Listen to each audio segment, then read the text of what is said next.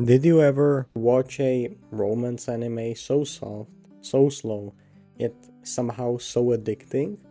That's exactly what The Angel Next Door Spoils Me Rotten delivers, a story about two people growing closer in the most subtle, heartwarming way possible.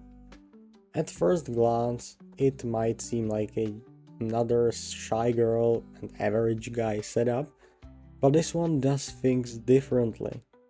From tiny acts of kindness to some of the most organic romantic development I've seen in a while, Angel Next Door takes its time. And that's exactly what makes it so special. So let's break it all down, how this anime captures love, trust, and emotional intimacy in a way most romance series don't. Our protagonist, Amane Fujimiya, is living the ultimate bachelor lifestyle, but not in a good way. His apartment is a mess, his diet is whatever he can scavenge from convenience stores, and his motivation for life is questionable at best. But then, on a rainy afternoon, Faith steps in. He notices a girl sitting alone, getting soaked. Shiina Mahiru, the school's literal angel. She's flawless, top of her class, beautiful, the kind of a person who seems untouchable. Without overthinking it, Amane lends her his umbrella. A simple act, nothing dramatic. But what he doesn't realize is that this tiny moment will set off a quiet chain reaction, one that slowly pulls them into each other's lives. A few days later, Amane gets sick, and before he knows it, Sheena, the perfect honor student, is knocking on his door with home cooked meals, making sure he doesn't just exist, but actually takes care of himself. But here is what makes this anime special. It's not some cliche instantly in love scenario. The magic comes from how naturally their relationship grows. It's slow, it's awkward, it's filled with those little moments that feel so real you almost forget you're watching an anime. Most romance anime can't resist rushing their relationship. You know, the formula: meet, cute, accidental kiss, sudden love triangle, boom, confession in 5 episodes. Doesn't make much sense. Yeah, well, it usually doesn't. But The Angel Next Door, it does the opposite.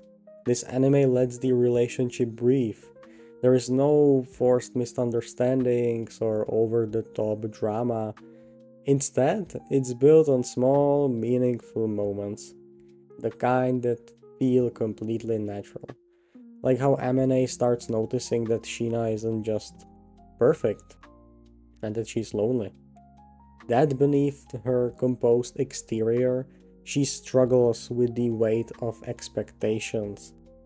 Or how Sheena sees past Amane's laziness and realizes he's not unmotivated, he's just used to being alone. They slowly start trusting each other. Sheena encourages Amane to take better care of himself, not by nagging, but just by being there. Amane, in return, treats Sheena as a person, not some goddess on a pedestal. And that's what makes this romance work. It's not about big moments, it's about those quiet, intimate ones that sneak up on you. But beneath all the warmth and homey vibes, this story carries a deeper emotional weight. Because Sheena, she isn't perfect. She was raised in a house that provided everything except love. Her parents were distant, her life carefully structured, and the only way she knew how to be seen was by being flawless. And, well, that also didn't work if you've seen the anime. So, when Amane treats her like a normal person, not some idealized version of a girl, it shakes her world. For the first time, she has someone who doesn't expect perfection, someone who doesn't want anything from her except her presence. And that's why moments like Shiina opening up or resting her head on Amane's shoulder hit so hard. They're not just romantic gestures, they are breakthroughs. Almost like seeing a completely new world that Shiina didn't even know could exist. After 12 episodes of slow, careful growth, we finally reach the moment we've been waiting for, the confession.